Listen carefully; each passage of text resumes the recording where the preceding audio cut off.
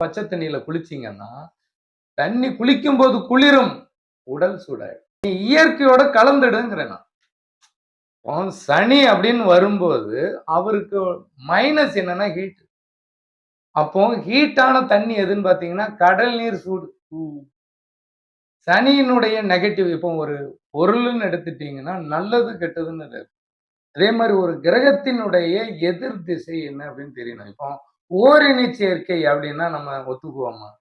ஒரு திசை நடக்குதுங்கும் போது அதே இடத்துக்கு நம்ம போகும்போது அதனுடைய பாதிப்பு நமக்கு அதிகமா இருக்கு. 7.5 சனி நடக்கும்போது அந்த திசைக்கு எதிர் திசை, எதிர் துருவம் ஒட்டும் இருக்கும். நம்மளுடைய உடம்பு அதே மாதிரி இயற்கையோடு ஒன்றி கலந்துருக்கும். அப்போ நமக்கு 7.5 சனி நடக்குதுனாலே அதனுடைய நெகட்டிவ் பாதிக்கும். பாசிட்டிவ் ஆட்டோமேட்டிக்கா நம்ம உடம்பு ஈர்த்துக்கிட்டு தான் இருக்கும். அப்போ சனியின் பாதிப்புல இருந்து தப்புவது எப்படி அப்படிதான் பார்க்கணும்.